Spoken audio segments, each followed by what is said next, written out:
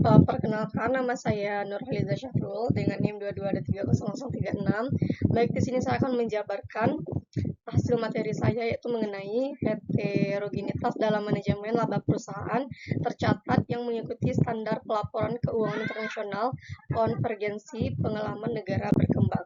Yang pertama itu adalah pembahasan teori. Bagian ini akan mengulas landasan teori yang relevan dengan topik penelitian. Teori yang pertama itu ada teori manajemen laba. Di sini ada dua contohnya, yaitu motivasi perusahaan melakukan manajemen laba, misalnya itu memaksimalkan bonus manajemen, menghindari pelanggaran perjanjian utang, menstabilkan laba, memengaruhi persepsi investor. Yang keduanya itu ada teknik-teknik manajemen laba. Contohnya itu adalah accrual discretionary management aktivitas real. Untuk teori yang kedua itu adalah teori kelembagaan. Tekanan isomorfik, contohnya itu adalah konservatif, normatif, mimetik yang mempengaruhi praktik pelaporan keuangan perusahaan.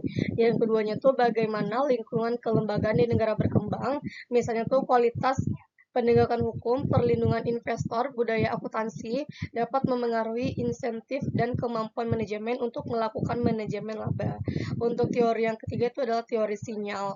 Yang pertama, bagaimana laporan keuangan termasuk laba berfungsi sebagai sinyal informasi kepada para pemangku kepentingan. Yang kedua, apakah heterogenitas dalam manajemen laba dapat mempengaruhi kredibilitas sinyal yang diberikan oleh perusahaan di negara berkembang. Untuk yang keempat itu adalah konvergensi standar pelaporan keuangan internasional. Di sini ada potensi dampak konvergensi IFRS terhadap kualitas pelaporan keuangan dan praktik manajemen laba, khususnya di negara berkembang. Yang keduanya itu adalah argumen tentang bagaimana adopsi IFRS dapat mengurangi atau justru memunculkan bentuk-bentuk manajemen laba yang baru. Yang ketiganya itu adalah heterogenitas perusahaan. Di sini ada dua contoh, yaitu faktor-faktor yang menyebabkan heterogenitas antar perusahaan. Terus yang kedua, bagaimana karakteristik perusahaan yang berbeda dapat mempengaruhi tingkat dan jenis manajemen. Selanjutnya itu kasus yang dibahas. Bagian ini akan memberikan konteks dan justifikasi mengapa penelitian ini penting untuk dilakukan, khususnya dalam konteks negara berkembang. Yang pertama itu adalah motivasi penelitian. Yang pertama itu adanya asumsi bahwa konvergensi IFRS akan meningkatkan kualitas pelaporan keuangan dan mengurangi praktik manajemen laba secara global. Yang keduanya itu namun efektivitas IFRS dalam mengurangi manajemen laba mungkin berbeda-beda antar negara, terutama antara negara maju dan negara berkembang karena perbedaan lingkungan kelembagaan. Terus keterbatasan penelitian sebelumnya yang secara spesifik meneliti heterogenitas manajemen laba secara adopsi IFRS di negara berkembang. Selanjutnya itu ada potensi implikasi heterogenitas manajemen laba terhadap kualitas informasi laporan keuangan, kepercayaan investor, dan efisiensi pasar modal di negara berkembang. Selanjutnya itu adalah karakteristik negara berkembang dalam konteks IFRS. Itu ada kualitas penegakan hukum yang mungkin lebih rendah, perlindungan investor yang belum sekuat negara maju, budaya akuntansi dan praktik bisnis yang mungkin berbeda, ketersediaan sumber daya dan keahlian akuntansi yang bervariasi. Selanjutnya pengaruh politik dan ekonomi yang kurang kuat terhadap laporan keuangan. Selanjutnya ada potensi dampak konvergensi IFRS di negara berkembang. Di sini ada peningkatan transparansi dan komparabilitas laporan keuangan. Terus ada juga potensi pengurangan praktik akuntansi berbasis akuran dan peningkatan penggunaan prinsip berbasis yang dapat membuka ruang untuk interpretasi dan potensi manajemen laba yang berbeda. Selanjutnya, kemungkinan munculnya bentuk-bentuk manajemen yang lebih canggih seiring dengan pemahaman yang lebih standar dengan IFRS. Yang selanjutnya adalah objek penelitian. Bagian ini menjelaskan populasi dan sampel yang akan digunakan dalam penelitian.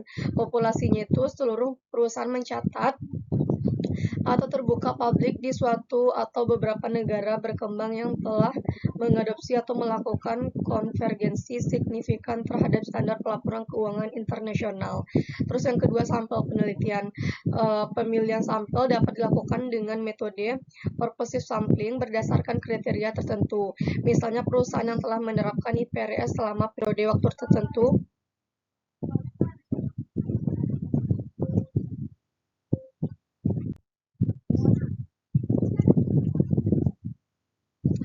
Selanjutnya di sini ada hasil penelitian. Bagian ini akan mengurangi potensi hasil penelitian yang mungkin ditemukan. Bukti heterogenitas manajemen laba. Diharapkan penelitian ini dapat menunjukkan adanya variasi signifikan dalam tingkat dan jenis manajemen laba yang dilakukan oleh perusahaan-perusahaan di negara berkembang setelah adopsi IFRS. Selanjutnya itu pengaruh karakteristik perusahaan. Penelitian ini diharapkan dapat mengidentifikasi karakteristik perusahaan tertentu, misalnya perusahaan dengan tata kelola lemah, perusahaan dengan tekanan keuangan yang tinggi, perusahaan dengan kepemilikan terkonsentralisasi yang cenderung melakukan manajemen laba yang lebih agresif setelah adopsi IFRS. Selanjutnya itu peran lingkungan kelembagaan. Hasil penelitian dapat memberikan implikasi tentang bagaimana faktor-faktor kelembagaan di negara berkembang, misalnya itu kualitas penegakan hukum, perlindungan investor, memodernisasi atau memperburuk heterogenitas dalam praktik manajemen setelah adopsi IFRS. Selanjutnya ada implikasi terhadap kualitas pelaporan. Temuan penelitian ini diharapkan dapat memberikan wawasan tentang apakah konvergensi IFRS secara efektif meningkatkan kualitas pelaporan keuangan serta merata di seluruh perusahaan di negara berkembang, atau justru memunculkan tantangan baru terkait interpretasi standar atau potensi manajemen laba yang berbeda. Selanjutnya itu adalah implikasi bagi pemangku kepentingan. Hasil penelitian ini dapat bermanfaat bagi regulator, investor, auditor, dan manajemen perusahaan dalam memahami dinamika manajemen laba di era konvergensi IFRS di negara berkembang dan merancang kebijakan atau strategi yang tepat untuk meningkatkan transparansi dan akuntabilitas laporan keuangan. Terima kasih. Sekian paparan materi dari saya. Assalamualaikum warahmatullahi wabarakatuh.